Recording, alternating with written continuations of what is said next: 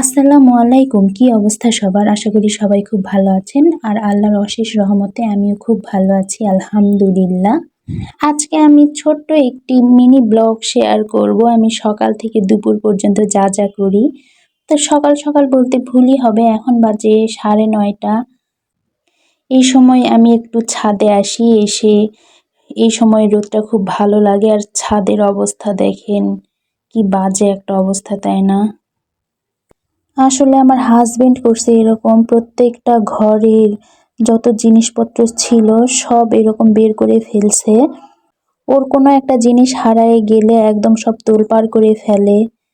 ছাদে এসে দেখছি আমার শাশুড়ি মায়ের এখানে অনেক নতুন পুরাতন পুরাতন বেশিরভাগ নেই, সব কিন্তু নতুন কাপড়ই। এই যে আমি দেখছি মার একটা ব্লাউজ, পরে শুনি এটা মার ব্লাউজ না, এটা একজন মাপের ব্লাউজ দিয়ে গিয়েছিল মাকে সেলাই করার জন্য।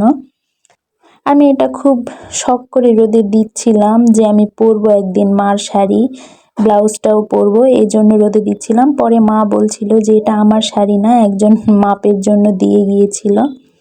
তো যাই হোক, এই গাছগুলো আমি নিচ থেকে এনে লাগিয়েছিলাম টবে। আর এটা হচ্ছে আমার হাজবেন্ডের বাজুরিকা পাখি ছিল, অনেকগুলো পাখি ছিল, প্রায় 1-150-র মতো। পাখিগুলো নেই, বিক্রি করে দিয়েছি। এখন ওইটাতে খড়ি রাখা হয়। এরপর আমি এই যে এক গামলা কাপড় ধুয়ে নেব। আমার বাবুটা এখন ঘুমিয়ে আছে, এই ফাঁকে আমি কাপড়গুলো চটচট করে ধুয়ে নিব। ও উঠে গেলে কিন্তু বড্ড জ্বালায়। আজকে কাপড়ের পরিমাণ কম ছিল। আর এই জায়গাটা কিন্তু আমার খুবই পছন্দের একটা জায়গা, যদিও কোনো গাছপালা নেই, তারপরেও কাপড় ধুতে উঠলে, রান্না করতে এই জায়গাটা দেখতে আমার বেশ ভালো লাগে। আগে আমাদের ছাদ এত সুন্দর ছিল। আমার শ্বশুর খুব শৌখিন মানুষ, আমাদের পুরা ছাদ শুধু ছাদ বাগানে ভর্তি ছিল, কোনো জিনিস কিনে খেতে হতো না। পরে উপরেও 3টা রুম করা হয়েছে, কিন্তু এখনো কমপ্লিট করা হয়নি। ওই জন্য সব গাছ টব সহ বিক্রি করে দেওয়া হয়েছে। এরপর আমার সবগুলো কাপড় ধোয়া শেষ, এখন আমি এগুলো রোদে মেলে দিব শুকানোর জন্য। যদিও আমি কাপড়গুলো আনি না, শুকানোর পর আমার দাদি শাশুড়ি সব কাপড়গুলো এনে দেয়। বিকেলে আমি বাবুকে নিয়ে ঘুমিয়ে পড়ি। এরপর আমি যাব নিচে, যে খাবো নাকি আমার মেয়ের জন্য রান্না করব। মিটসেপ খুলে দেখি মা এখানে অনেকগুলো ধনিয়া পাতার পাকোড়া করেছেন। খাইতে বসতে শুনতে পেলাম আমার মেয়ে কান্না করছে, মানে উঠে গেছে। দৌড়ে এসে দেখি ও নেই, নিচে নেমে ওর বাবার কাছে চলে গেছে।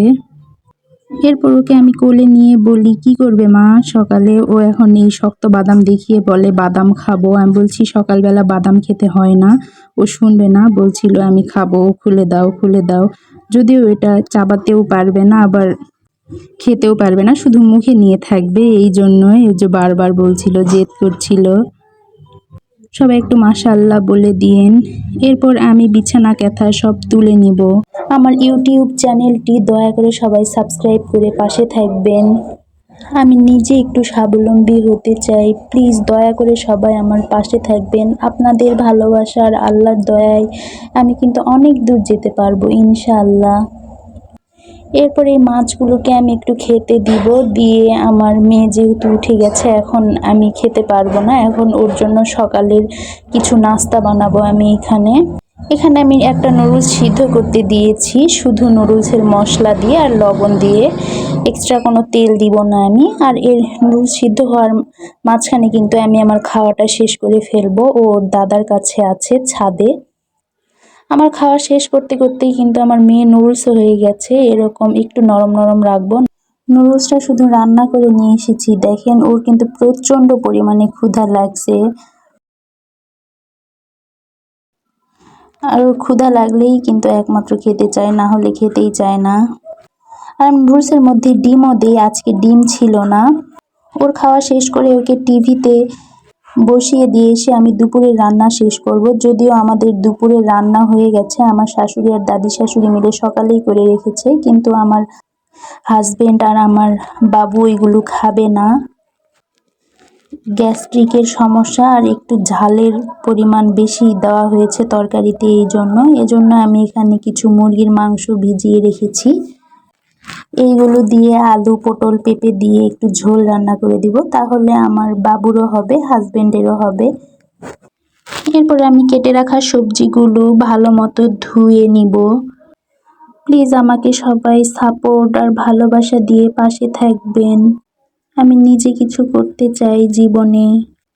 এরপর মাংসগুলোকে আমি এরকম কষিয়ে নিব। ওই যে দেখছেন যে কয়টা কাঁচা ঝাল আমি দিয়েছি, ওই কয়টাই, আমি এক্সট্রা কোনো ঝাল এখানে ব্যবহার করব না।